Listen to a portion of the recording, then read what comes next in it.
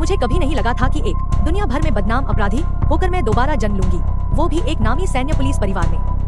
दादा पापा बड़े अधिकारी, दादी सरकारी व्यवस्थाओं की विशेषज्ञ, माँ तो ग्लोबल फेम वाली फॉरेंसिक एक्सपर्ट। ऐसे घर में पैदा होकर हमेशा दबाव महसूस करती हूँ, लेकिन अपराध की सारी तरकीबें मेरी उंगलियों पर हैं। चेन फेंग के 10 साल पुराने सीरियल मर्डर केस के बाद मैं सबको साबित कर चुकी हूँ कि मैं सिर्फ नामी खानदान की लड़की नहीं, क्राइम और एडमिन की असली महारानी हूँ। मैंने माँ के गिराए सबूतों की तस्वीर उठाई, गौर से देखा। माँ, ये केस आसान नहीं। माँ गंभीर होकर बोली, तुम्हें क्या पता, पढ़ाई करो, कुछ दिन बाद स्कूल शुरू है। माँ की याद दिलाने पर ध्यान आया, असल में मैं सिर्फ 17 साल की छात्रा हूँ, कोई मोस्ट वांटेड क्रिमिनल नहीं। लेकिन ध्यान तस्वीर पर ही था। ये कातिल तो बहुत पागल है। लाश का सिर जमीन से टकराया, मरने के बाद भी शव पर चाकुओं के गहरे निशान। जरूर कोई पुरानी दुश्मनी है। माँ सिर हिलाती है, ये तुम नहीं समझोगी, कातिल मुझसे छुपा नहीं, बस ऊपर से पुराने केस की फाइल लेने गया होगा। 10 साल पुराने सीरियल मर्डर के बारे में सब जुड़े हुए हैं, है ना? ये सुनते ही माँ चौंक उठी, सोच भी नहीं सकती थी कि मैं ये सब जान गई। उन्होंने और सवाल नहीं पूछे। मैं बाहर निकली तो माँ ने हाथ पकड़ लिया, एक काम करना है, साथ चलो पोस्टमार्टम के लिए। सहमति का मौका बिना दिए सीधे अस्पताल ले आई, जहाँ सैकड़ों पत्रकारों ने घेरे रखा।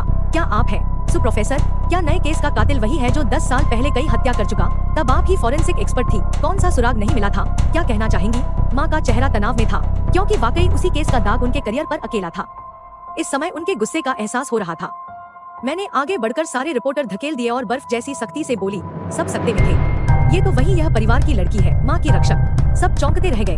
मैं और माँ अब पोस्टमार्टम रूम पहुंची। अंदर पुलिस और फॉरेंसिक टीम है। सबको हैरानी हुई कि मैं वहाँ हूँ, क्योंकि सब मुझे सिर्फ एक मासूम रसूखदार बेटी मानते थे। लेकिन उन्होंने नहीं देखा कि मैं जैसे ही महिला शव के पास गई, पूरी नजर केस पर। फॉरेंसिक ने बताया, मृतिका हुआंग फेई, 27 साल, एक डिजाइन कंपनी में मैनेजर, 2 रिश्तेदार सहेलियां, एक प्रेमी, साथ में रहती थी। कहानी सुनकर मैंने दस्ताने पहने। सब सकते में। माँ तक चौंक गई। वो जानती थी मैं कभी डेड बॉडी के पास नहीं गई। सामान्य लोग शव देखकर डर जाते हैं, लेकिन मेरा हौसला। माँ के टीम के एक डॉक्टर बोले, ये शव पहले ही चेक हो चुका है, फिर से क्यों? मैंने झिझक के बिना शरीर के जख्म को हाथ से खोलकर देखा। मृत्यु का समय सुबह 3:30 से 4 बजे। जानलेवा घाव, सीने में गहरा वार, हथियार 13 सेंटी लंबा, 2 सेंटी चौड़ा चाकू जो ज्यादा धारदार नहीं था, शायद लगातार इस्तेमाल से घिसा, इसलिए कटे हिस्सों में रगड़ के निशान है। बोलकर पीछे पलटी, सब सन्न थे। माँ ने झुककर गाल मल दिया, क्या तू मेरी बेटी है भी? शरीर तो मेरी लड़की, लेकिन आत्मा, असलियत वो जान नहीं सकती। मैंने मुस्कुराते हुए कहा, अगर मैं तुम्हारी बेटी नहीं तो कौन? पर मेरी बेटी तो बेवकूफ थी ना, कैसे सिर्फ 10 सेकंड में इतनी बारीकी से हत्या को समझ गई? एक चुकर में सब डिटेल बता दी। मैं चुप थी, नजर ज्यादा पुलिस वाले पर डाली। जरा मृतक के चाहने वालों को बुला दो। कड़ी गंभीरता के साथ उनके संकेत पर पुलिस दोस्त और मंगेतर को लाई। तीनों ने शव देखा, सबके चेहरे पर वही सदमा, खासकर हुआंग फेई का प्रेमी, वह तो पूरी तरह टूट गया। मैं बाहर खड़ी तीनों को गौर से देखती रही, क्योंकि मैं असली अपराधी का चेहरा भांप सकती हूँ। शिकार को देखते वक्त उनके हाव भाव में ही बहुत कुछ छिपा था। काफी आसानी से अंदाजा लगाया कि कौन दोषी है। अब कमरे में जाकर तीनों के सामने थी। फेई के बॉयफ्रेंड से पूछा, कितने साल से जान पहचान है? वह कुछ सेकंड रुका, फिर सिर उठाया, मुझे एक स्कूल छात्र समझ अनदेखी की। फिर दोनों सहेलियों से पूछा, कब से जानती हो? 4-5 साल से, पहले साथ रहती थी, फिर प्यार और शादी की बात चलते ही अलग हो गए। हुआंग फेई के साथ ये सब कैसे हो सकता है? असल कातिल कौन है? इतना बेरहम कैसे? बॉयफ्रेंड बोला, सब मेरी गलती है, मुझे साथ होना चाहिए था। अगर रात को साथ होता तो? क्या वह बहुत व्यस्त थी? हाँ, डेडलाइन और ऑफिस में लगातार काम, बस अभी नए प्रोजेक्ट का सुराग मिला था, इसलिए रात भर काम करती थी। उसे बहुत समझाया, पर काम के आगे कुछ नहीं। जवाब मिलते ही मैंने पुलिस से उन्हें घर भेजने को कहा, लेकिन प्रेमी जाने को राजी नहीं हुआ। फेई के साथ रहना है, शादी तय हो गई थी, बस 2-3 महीने बाकी थे। मैं सब देखती रही, कोई इमोशन नहीं, क्योंकि मैं खुद जुर्म को पहचानती हूँ। आंखों से जो दिखे वह भी कभी सच नहीं होता।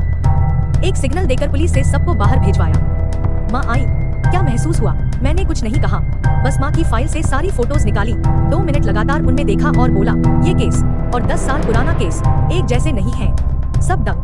पुलिस ने विरोध किया, मगर हत्या का तरीका, क्रूरता सब वैसे ही है। और शव पर मैं वापस आ गया कि शब्द, पहले हत्यारे ने भी ऐसे ही निशान छोड़े, बस इस बार शब्द और पहले नंबर। तर्क सुनकर मैंने ठंडी मुस्कान दी, क्रूरता सच में वैसी ही है। इस केस में 5 बार जानलेवा वार, हर बार पूरी ब्लेड अंदर तक, जबकि पुराने केस में सिर्फ ऊपर खींच। यानी पुराना अपराधी चाकू का माहिर था, जरूर उसका प्रोफेशन ऐसा था। एक पुलिस वाले ने बीच में कहा, खून के निशान अलग हों तो भी पुराने हत्यारे को कैसे खारिज करते हैं? असल में वह सिर्फ खेल रहा था, आज का अपराधी बस नकल कर रहा है। अब मैंने माँ की फाइल से एक पुरानी फोटो निकाली, विक्टिम के पीछे हाथों पर रस्सियों के निशान। अब मैं नहीं रुकूंगी, मुझे पता है अगला कातिल कहाँ मिलेगा।